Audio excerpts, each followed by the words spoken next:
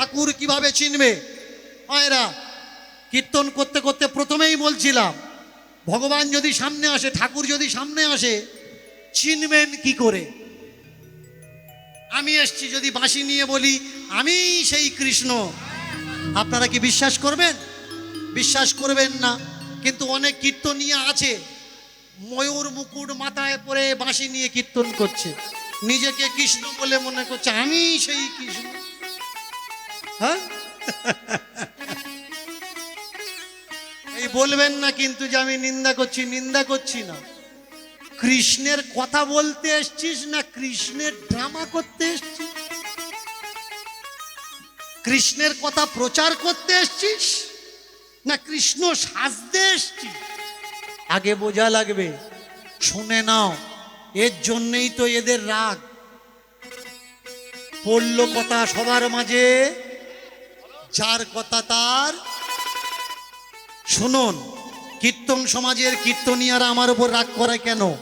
মন দিয়ে শুনবেন, আমার দিকে তাকান, আমার দিকে তাকান, অন্য কোনো দিকে নয়। আমি বলেছিলাম কীর্তন সমাজে একটা কমিটি তৈরি হোক, যে কমিটির মাধ্যমে কীর্তন কমিটি যদি অন্যায় করে আমরা স্টেপ নেব, কোনো কীর্তন শিল্পী যদি বা স্টাফ যদি অন্যায় করে এই কমিটি স্টেপ নেবে। কীরকম অন্যায়? কীর্তন সমাজে কীর্তনিয়া ডাইনের খুলির সঙ্গে পালিয়ে যাচ্ছে, ড্রাইভারের সঙ্গে পালিয়ে, আপনাদের এদিকে হয়তো নেই, অন্য অন্য সাইটে হচ্ছে, কীর্তন করছে, কীর্তন করতে করতে গাড়ির ড্রাইভারের সঙ্গে হাঁটা। হ্যাঁ, আমি বলেছিলাম একটা কমিটি তৈরি করা হোক, আমরা স্টেপ নেব, ওকে আর জীবনে কীর্তন করতে দেব না। শুধু তাই নয়, মদ খেয়ে কীর্তন করা যাবে না। যে মদ খাবে, যে কীর্তনিয়া মদ খাবে, এই কীর্তন কমিটি তাদেরকে কীর্তন করতে দেবে না। শুধু তাই নয়, আমরা স্টেজে উঠে জ্ঞান দিই, মাছ খাবে না, মাংস খাবে না, তবে ভগবানকে পাবে। যে কীর্তনিয়া মাছ মাংস খেয়ে কীর্তন করবে তাকে আমরা স্টেপ নেব। এরা আমাকে বলল না না, ও কমিটি বানানো যাবে না। বুঝতে পারলাম সব কটা পাঁটার ঠ্যাং খাওয়া মাল। হ্যাঁ, সত্যি বলছি, যারা আমার নামে নিন্দা করছে দেখবেন হয় মুরগির লেগ পিস, আর তা না হলে পাঁটার দোকানে দাঁড়িয়ে আছে। কীর্তন সেরে কিনে নিয়ে যাবে, খাবে, তবে পেটে ক্ষমতা হবে, আবার গানে যাবে। এসো না ভাই, আমরা কীর্তন সমাজকে সেই সমাজ তৈরি করি। আমরা যখন আপনাদের বলছি মাছ মাংস খাবেন না, তা আগে আমরা ছাড়ি। আর আমরা যদি ছাড়তে না পারি, তাহলে আমরা কেন আপনাদেরকে বলবো মাছ মাংস খাবেন? আমরা বলবো যেদিনে আমরা ছাড়বো সেদিনে আপনারাও ছাড়বেন। যে ছাড়বে সে বলুক, মেনে নেওয়া যায়। যে ছাড়ে না সে বলবে মেনে নেওয়া যাবে, মেনে নেওয়া যাবে না। তাকিয়ে দেখুন চমৎকার কি, ভগবান চিনবেন কি করে? ভগবানের কখনো ঘাম হয় না। ভালো করে শুনবেন, ভগবানের কখনো ঘাম হয় না। ভগবানের গলার মালা যত হাওয়া হোক না কেন সব দুলবে, কিন্তু মালা দুলবে না। সবাই ভয় পেয়ে ঠক ঠক করে কাঁপতে পারে, কিন্তু ভগবান কখনো কেউ কাউকে দেখে ভয় পায় না, কাঁপেও না। আজকের ঘাটম দাস হাটে থেকে মায়ের নামে বাজার করে এনে, মায়েরা কচি একটা পাঁঠা কিনেছে, বড় একটা বলি দেওয়া দা কিনেছে, পাঁঠাটাকে টানতে টানতে ডাকছে, আয় আয়, আজকের মায়ের পায়ে তুই মুক্তি পাবি, তাড়াতাড়ি আয়, আর তোর পাঁঠা জন্ম হবে না।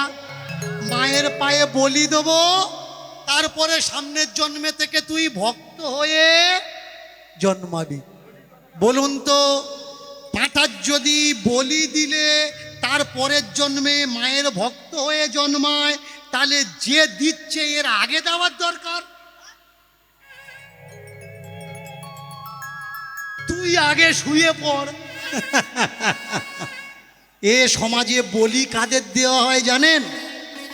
যারা কিছু বলতে পারে না, যারা প্রতিবাদ করতে পারে না, ফোঁস করতে পারে না। কখনো শুনেছেন কেউটে সাপ বলি দেওয়া হয়? না। কেউটে সাপ তো ফোঁস করবে, ফোনা মারবে, ও ও বলি দেবে, আর যদি ফোঁস করে দিয়ে দেয়। কখনো শুনেছেন বাঘ বলি দেওয়া হয়? বলি কার দেওয়া হয়? এ জগতে যে নরম থাকে তারই বলি হয়। নরম হবেন না, গর্জন করতে শিখুন। এ জগতে ছাগল যারা মায়ের কোল থেকে টেনে নিয়ে চলে যাবে, ধর্মের নামে কাঠগোড়াতে আপনার কপালে সিঁদুর লাগিয়ে দিয়ে বলি দেবে, না তো আপনি কিছু করতে পারবেন, না আপনার বাবা মা কিছু করতে পারবে। সিংহের মতো সাহসী হও, বীর হও, গর্জন করতে শেখো। আপনার বাচ্চাকে তো দূরের কথা, আপনার ধারে কাছে আসতে ওরা ভয় পাবে। এবার বিচার আপনাদের, সিংহ হবেন না হ্যাঁ হবেন? এই জগতে ভালো সৎ রাস্তা দেখাচ্ছে কারা? বয়স্ক মানুষরা। আর আজকের মা কালী সেজে রাজপুরোহিত ঠকঠক করে কাঁপছে, পাঁটার দা দেখে সর্বনাশ, এ ডাকাত তো আমার হাতে ছোঁয়াত হবে, আমি এ ধরার জন্য এসেছি, এ যদি আমার হাতে ছোঁয়াত হয়, এ যদি নাকারি ঝাঁকারি মারে, আমি প্রাণে বাঁচবো না। এ সমাজে নাম যেমন বয়স্ক মানুষরা করে, তেমনি বদনামও বয়স্ক মানুষরাই করে। মন দিয়ে শুনবেন, মোড়ের মাথায় 10টা ইয়ং ছেলে বসে আছে। কোনো মেয়ে যদি সামনে থেকে স্কুল বা কলেজ যায়, কেউ তাকালে তাকাতেও পারে, না তাকালেও এরকম করে নিয়ে মাথা নিচু করে নেবে। কিন্তু বুড়ো যদি বসে থাকে, চোখে দেখতে পায় না, ঠোকর মেরে জিজ্ঞেস করে কাদের বাড়ির মেয়ে রে? তুই দেখতে পাস না, তোর এত জিজ্ঞাসা করার দরকার কি? কাদের বাড়ির মেয়ে? যারা দেখতে পায় তারা চুপ করে আছে, তুই কথা বলছিস কেন? প্রচার কারা করে? ইয়ং ছেলেরা প্রচার করে না, কিন্তু প্রচার কে করে? প্রচার বয়স্ক লোকেরা করে। একটা ছেলে বিদেশ থেকে এসে একটা ডাক্তারখানা খুলেছে, ভালো করে মন দিয়ে শুনবেন, ডাক্তারখানা খুলেছে। আর ওই ডাক্তারখানা গ্রামে এসে খুলেছে, কিন্তু ডাক্তারখানা চলছে না। আমাকে অনেকে বলে চ্যালেঞ্জ আপনি করেন কেন? ডাক্তারখানা চালানোর জন্য চ্যালেঞ্জ করি। চ্যালেঞ্জ না করলে ডাক্তারখানা চলবে না। তাকিয়ে দেখুন, ডাক্তারখানা করেছে, চলছে না, উপরে বড় বড় করে লিখে দিয়েছে, আসুন রোগ সারান, 500 টাকা ফি, আর রোগ যদি না সারে 1000 টাকা ফাইন। 3টে বুড়ো বসে মোড়ের মাথায় চা খাচ্ছিল। এই শুনেছিস পচার বেটা নাকি ডাক্তার হয়েছে? শুনেছিস? পচার বেটা শুধু ডাক্তার নয়, যদি চিকিৎসা করতে পারে 500 টাকা নেবে, যদি না পারে 1000 টাকা দেবে।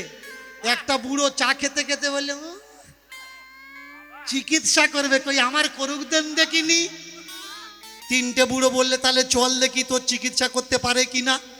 নিয়ে গেছে, ডাক্তার বাবু এসেছি, আমার ট্রিটমেন্ট করো। বলে কি হয়েছে? বলে এই দেখো কি হয়েছে, কি খাচ্ছি কিছু বুঝতে পারছি না, জিভে কোনো টেস্টই নেই, স্বাদই নেই, আমি গোবর খাচ্ছি নাকি ছাতু খাচ্ছি বুঝতে পারি না। ডাক্তারবাবু কম্পাউন্ডারকে বলছে, এই কম্পাউন্ডার, 14 নম্বর শিশি থেকে 1 ছিপি নিয়ে গালে দাও তো। 14 নম্বর শিশি থেকে 1 ছিপি নিয়ে দাদুর গালে দিয়েছে। যেই গালে দিয়েছে দাদু বলে ওয়াক থু, থুতু ফেলছো কেন? বলে এ তো পেট্রোল। বললে জিভ ঠিক আছে, দাও 500 টাকা দাও। দাদু বললে 1000 টাকা ফাইন নেওয়ার জন্য এসছিলাম, উল্টে 500 টাকা দেওয়া থাকলো। ও সর্বনাশ, বেরিয়ে চলে গেছে। চা খাচ্ছে, আর একটা বুড়ো বলছে তোর বলে নেচে। আমার যদি হতো, ওই আমার কাছ থেকে টাকা নিগদেন 500 টাকা দেবো, 500 টাকা নিয়ে চলে আসবো, বলে তাহলে তুই চল, তোর আজকে ট্রিটমেন্টটা হোক। গেছে, ডাক্তারবাবু আমার চিকিৎসা করো। বলে কি হয়েছে? বলে আমার কিছু মনে থাকে না, আমার কিচ্ছু মনে থাকে না, টাকা কোথায় রাখি, কাকে দিই, কিচ্ছু মনে থাকে না। বলে কম্পাউন্ডার 14 নম্বরের এক চিপি দাও তো। বলে জানি ওটা পেট্রোল। বলে তাহলে ব্রেন ঠিক আছে, দাও 500 টাকা দাও। তিনটে বুড়ো ডাক্তারখানা থেকে বেরিয়ে বলছে ভালো কায়দায় টাকা নিচ্ছে তো। তারপরের দিন আবার চা খাচ্ছে, যে টাকা দেয়নি ও বলছে এই দেখ তোদের বলে নিয়েছে, ওই আমার কাছ থেকে নিগদেন। তাহলে চল, নিয়ে এসেছে। আসার পরে দাদু বলছে এই দাদুটার চিকিৎসা করতে দেখি ভাই। কি হয়েছে? বললে এই দাদুটা চোখে দেখতে পায় না। বলে দেখতে পায় না? বলে না, কিচ্ছু দেখতে পায় না, একদম অন্ধকারও দেখতে পায় না। বলে না, অন্ধকারও দেখতে পায় না। বলে বসো। বলে 14 নম্বরের এক ছিপি দাও তো। এবার পাশে খোঁজা দিচ্ছে, এই পেট্রোল খাওয়াবে। বললে খাওয়ায় খাওয়া, টাকা কিন্তু নেব। ছিপিতে করে পেট্রোল নিয়ে গালে দিয়েছে, ঢোকও মেরেছে, মুখ টুক এদিকে ওদিকে বেঁকে। বলে দাদু কি হচ্ছে, অসুবিধা হচ্ছে? বলে না ভাই, কোনো অসুবিধা হয়নি, কিন্তু আমি তো কই দেখতে পাচ্ছি না, কই আমার চোখ তো সারলো না, দে 1000 টাকা দে। যেই বলেছে চোখ সারলো না, 1000 টাকা দে। ডাক্তারবাবু বললে তাহলে ছাড়েনি যখন 1000 টাকা দেওয়া লাগবে, কি করা যাবে, ফাইন তো দিতেই হবে। মানি ব্যাগ থেকে দুটো 500 টাকা নিয়ে দাদুর হাতে দিয়েছে। দাদু নোট ধরে বলছে এ তো মোদি সরকার বন্ধ করে দিয়েছে, এই নোট তুই আমার দিছিস, এ বাজারে চলবে? বলে এই তো চোখ ভালো আছে, দাও 1000 টাকা। চিন্তা করুন, দীনকৃষ্ণ ঠাকুরও একটা দোকান খুলেছে, চোখ খুলে দেওয়ার দোকান। চোখ খোলানোর জন্য যদি পেট্রোল খাওয়াতে হয়, তাও খুলে 14 নম্বর থেকে খাওয়াবো। কিন্তু কীর্তন শুনে যখন কেউ বাড়িতে যাবে, অন্ধ নয়ন নয়ন ফিরে পাবে। আমি বলেছি আমার কীর্তন শুনে কেউ স্বর্গে যাবে কি জানি না, তবে হ্যাঁ, যদি মন থেকে আমার বিচারকে কেউ গ্রহণ করে, তার জীবন বদলে যাবে। হরিবাসরে আমি দাঁড়াই, লক্ষ লক্ষ ভক্তরা কীর্তনের পরে এগিয়ে আসে আমাকে প্রণাম করার জন্যে। ভালো করে মন দিয়ে শুনবেন, আমাকে প্রণাম করবেন না, আমি আপনাদের বাড়ির ছেলে, আপনাদের ঘরের ছেলে। আমার দিকে তাকিয়ে দেখুন, আপনার ভাইকে দেখতে পাবেন, আপনার ছেলেকে দেখতে পাবেন, আপনার ভাইপোকে দেখতে পাবেন। আমার মুখের হাসির সঙ্গে মিল আছে, তা নাহলে দাঁড়ানোর সঙ্গে মিল আছে, তা নাহলে কথা বলার সঙ্গে মিল আছে। আমাকে প্রণাম করবেন না? যদি সত্যিই আমাকে ভালোবেসে থাকেন, কীর্তন শোনার শেষে যাওয়ার সময় আমাকে প্রণাম নয়, আমার বিচারটা নিয়ে যাবেন, এতে আমি খুশি হব। আর যদি মনে করেন আমাকে প্রণাম করবেন, তাহলে আপনি গুণী মানুষ, আপনি আমাকে প্রণাম করুন, কিন্তু আপনার মতো গুণী মানুষের পায়ে হাত দিয়ে আমাকেও প্রণাম করার সুযোগটা করে দেবেন। প্রেম সে এই দেখুন, ব্রাহ্মণ কাকে বলে? রাজ পুরোহিত রাজার দরবারে।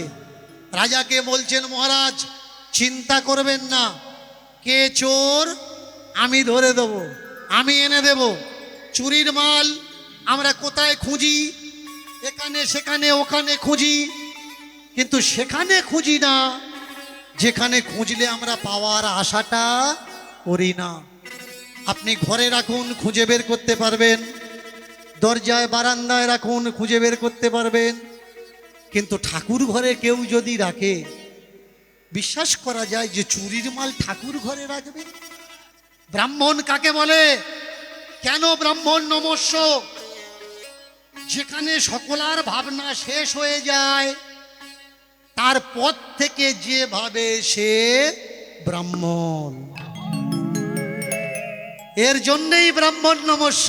তবে আমি জাতি ব্রাহ্মণের কথা বলছি না, জ্ঞানী গুণী বিদ্বান ব্রাহ্মণের কথা বলছি।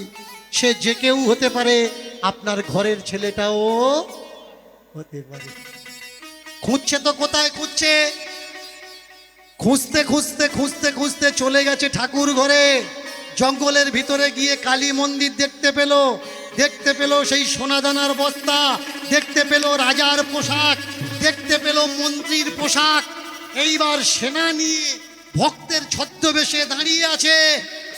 ওকে ধরবো বলে তাকিয়ে দেখুন কিভাবে ধরবে। পুরোহিত করেছে কে? নিজে মা সেজেছে, হাতে খড়গ নিয়েছে, আর ওপারে কাপালিক ভক্তদের দাঁড় করিয়ে দিয়েছে, মাকে সরিয়ে দিয়েছে। ভাগবত পাঠে গিয়ে কটা কথা শুনেছে, শিখেছে। ভগবান চিনবে কি করে